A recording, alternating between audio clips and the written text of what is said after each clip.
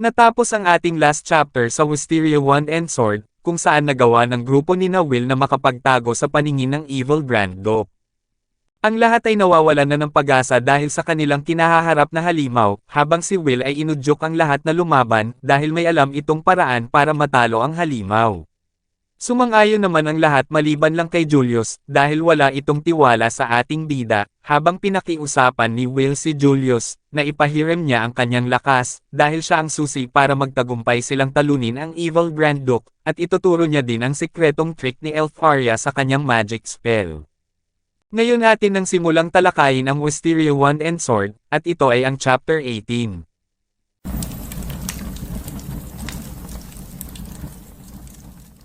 Nagsimula ang chapter, kung saan kaharap na nila ang Evil Grand Duke, habang si Julius naman ay itinaas ang kanyang wand, at nagsimulang mag-cast ng magic spell. Cage of the Frozen Earth, Sky-Splitting Hail.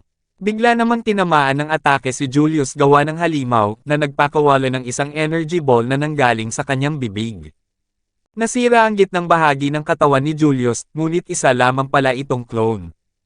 Ipinakita na napakaraming Julius ang nakatayo, at sabay-sabay itong nagkakas ng magic spell. Eternity is fleeting, a moment passes forever, the Lyre of Tears, a tune of azure eyes, all things fall motionless. Habang patuloy na nagkakas ng spell ang mga Julius, ay nagkaroon ng flashback kung saan nag-uusap sina Will at Julius tungkol sa sikretong magic trick ni Elfaria. Sinabi ni Julius na sikretong trick ng Alvis Vina, o Ice Princess Wand ba ang sinasabi mo? Sinaad ni Will Surfort na oo, ang spell ni Elfaria na Ice Wise ay nagpapahintulot sa caster na maipagpatuloy ang mga incantations.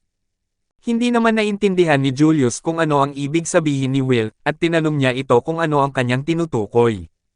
Sinabi ni Will na sa isang normal na caster, kapag ang incantation ay hindi natapos, ang magic spell ay hindi maisasagawa. Pero kung gamit mo ang Ice Wise ni Elfaria, posibleng simulang muli ang chant kung saan ito naputol, at ituloy ang incantation. Kapag ang isang clone ay nasira at ang incantation ay hindi natapos, ang mga natitirang clone ay maaaring ipagpatuloy ang chant kung saan ito nahinto. Sa pagsasagawa nito, maaari mong i-cast kahit pa ang isang upper tier magic spell na mayroong mahabang incantation. Ibinalik na ang scene sa kasalukuyan, kung saan patuloy na nagkakas ng chant ang mga clone ni Julius, kahit na patuloy na nagagawang sirain ng halimaw ang mga clone nito. O love, be gone. O adoration, live. I have cut myself off from all lingering regrets. I offer my blood and swear on my corpse. Ipinakita si Julius na nagtatago sa likod ng bahagi ng dungeon, habang naalala niya ang sinabi sa kanya ni Will, na kaya mong gawin yan. Sinabi ni Julius sa kanyang isipan na nababaliw na ang mangmang na iyon. Naiintindihan ba nila kung gaano kahirap kontrolin ang Ice Wise na ito? Hindi ko nagugustuhan ang mga ipinapagawa nila sa akin. Dahil naubos na ang mga clone ni Julius, ay lumabas ito sa kanyang pinagtataguan, at itinuloy ang incantation. I am the defender, the protector of the gravestone of that pitiful girl, Nasha. Sumigaw si Will, upang sabihan ang lahat ng kanyang kasamahan, na protektahan si Julius. Sinabi din nito, na kahit mababang uri lang ng magic spell, ay sapat na, basta tuloy-tuloy na paulanan ang halimaw ng mga pag-atake. Mabilis namang kumilos sina Sion, Colette at Wignall, at sabay-sabay silang nag-cast ng magic spell. Ginamit ni Colette ang kanyang magic spell na, Fulvus Juriae, o Performat. Nagpaulan ito ng mga bato patungo sa Evil Grand Duke, habang si Sion naman ay ginamit ang kanyang Ignis Laux, Red Nobilities Squire. Naglabas ito ng mga fireball patungo sa halimaw, at si Wignall naman ay ginamit ang kanyang Verdes Rana, Green Wind Hunter, kung saan nagpakawala ito ng mga ipu-ipu. Tumalikod ang Evil Grand Duke, upang gamitin ang kanyang mga pakpak na pangharang sa mga magic spell, na pinakawalan ng 3 estudyante. Pagkatapos matanggap ang mga pag-atake, ay nanatiling nakatayo ang halimaw, at hindi nagkaroon ng kahit na maliit na gasgas lang. Sinabi ni Wignall na hindi man lang siya nagtamo ng kahit na anong pinsala, habang napamura naman si Sion. Napag-alaman ni Colette na ang pakpak ng halimaw ay isang ironclad wing, at tama daw ang binigay na impormasyon ni Will sa kanila. Bigla namang tumakbo si Will at tumalo ng malakas sa likuran ng Evil Grand Duke. Nagpakawala si Will ng isang pag-atake gamit ang kanyang espada, at tinamaan niya ang spinal cord ng halimaw. Hindi natinag ang halimaw sa ginawang atake ni Will, at winasiwas niya ang ating bida gamit ang isa niyang pakpak na naging dahilan upang lumipad si Will papalayo. Mabilis namang kumilos si Will, at kinuha ang kanyang tali na may hook, upang ibato ito sa halimaw, habang sinabi niya sa kanyang sarili, na kung tama ang impormasyon na nakasulat sa mga talaan ng Academy, gawa sa ironclad ang mga pakpak ng Grand Duke. Hindi magdudulot ng pinsala ang mga atake namin ni Sion. Ang tali ni Will ay bumunggol lamang sa pakpak ng halimaw, habang tumakbo si Will papalayo sa Evil Grand Duke. Sinabi din ni Will sa kanyang isipan na kailangan naming maging isang decoy, hanggang magsimula si Julius sa kanyang pag-atake, ililihis namin ang atensyon ng kalaban palayo sa kanya. Ipinakita na habang kaharap ni Will ang halimaw, ay patuloy pa ring nagkakas ng incantation spell si Julius. Build it, a coffin of azure steel. She's a forested garden that bloomed in extreme conditions. Almenda Arescos, freeze and weep, forest of ice and steel. Naglapa na ang mga maraming tipak ng yelo patungo sa Evil Grand Duke, matapos maikas ni Julius ang kanyang magic spell.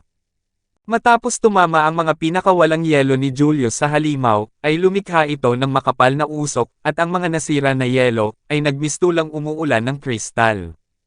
Nang mawala na ang usok, ay tumambad ang katawan ng Evil Grand Duke, na nababalutan ng yelo, na pumipigil sa kanya sa pagkilos. Napahanga si Colette sa ginawa ni Julius at sinabi, na isang tuloy-tuloy na pagpapakawala ng mga freezing magic. Ganito pala kalakas ang trump card ni Julius.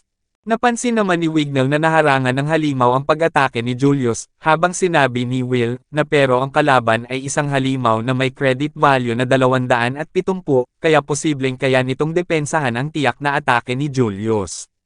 Kaya para tapusin ang lahat, biglang tinawag ni Will si Lihana, dahil siya pala ang tatapos ng kanilang plano. May mga kuryente ang Dom Alloy sa buong katawan ni Lihana, at gumamit ng 3 magic spell. Ang una ay ang Bloodline Lightning Technique na nagpapahintulot sa kanya na makapaglabas ng kuryente. Ang pangalawa ay ang Knight Armor, Lightning Garb, na nagbigay sa kanya ng armor at armas na gawa sa kuryente, at ang pangatlo ay ang Soaring Lightning, kung saan bumilis ang kanyang pagkilos at paggalaw. Habang papalapit si Lihana sa halimaw, ay muling nagsalita si Will at sinabi, na kahit na madepensahan nito ang mismong pag-atake ni Julius, ang epekto ng pagyayelo ay papabagalan ang mga pakpak nito. Sa bilis at liksi ni Lihana, makakasingit siya sa mga espasyo at susugod sa dibdib ng kalaban. Tumalo ng napakalakas si Lihana, at nagtungo sa gitnang bahagi ng halimaw, upang puntiryahin niya ang kristal na nasa dibdib nito. Ibabaon sana ni Lihana ang kanyang espada na gawa sa kuryente sa dibdib ng halimaw, ngunit may biglang isang magic barrier ang pumihil sa kanya. Hindi inasahan ni Lihana ang mga nangyari at sinabi sa kanyang isipan na maaari kaya na isa itong remote spell. Isang automatic na pinapatakbong depensibong hadlang na inilagay ng mga mage sa halimaw, at maaari na nilagyan na nila ito ng spell bago pa nila dinala sa amin. Unti-unti nang nawawala ang mga magic spell ni Lihana, na naging dahilan upang mahulog ito pa ibaba. Napansin naman ito ni Will, at mabilis na kumilos upang tulungan si Lihana. Matagumpay na nasalo ni Will si Lihana, ngunit ang Evil Grand Duke ay naglabas ng di mabilang na atake patungo sa dalawa. Habang nasa ere at papalapit ang atake kina Will, ay tinawag niya si Kiki upang tulungan sila. Pumunta si Kiki sa kanilang likuran at ginamit ang kanyang barrier, upang pigilan na tumama ang mga atake sa kanila. Sa sobrang dami at lakas ng mga pinapakawalang atake ng Evil Grand Duke, ay hindi kinaya ng barrier ni Kiki na pigilan ito, at unti-unting nasasira ang kanilang depensa. Ang isa sa mga atake ng halimaw, ay nakalusot at patungo sa mukha ni Will, na ikinabahala ng kanyang mga kasamahan. Ang atake ay tumama sa salaming suot ni Will, na nanggaling kay Elf Arya, at ito ay nawasak. Habang unti-unting nalalaglag si Will, baka sa kanyang mukha ang halong emosyon na para bang may hindi mangyayaring maganda. Dito na natatapos ang Chapter 18 ng Wisteria Wand and Sword. Paki-like and follow naman po ng ating Facebook page, nasa description po yung link. Muli huwag kalimutang mag-like, comment, share at subscribe sa ating channel. Salamat!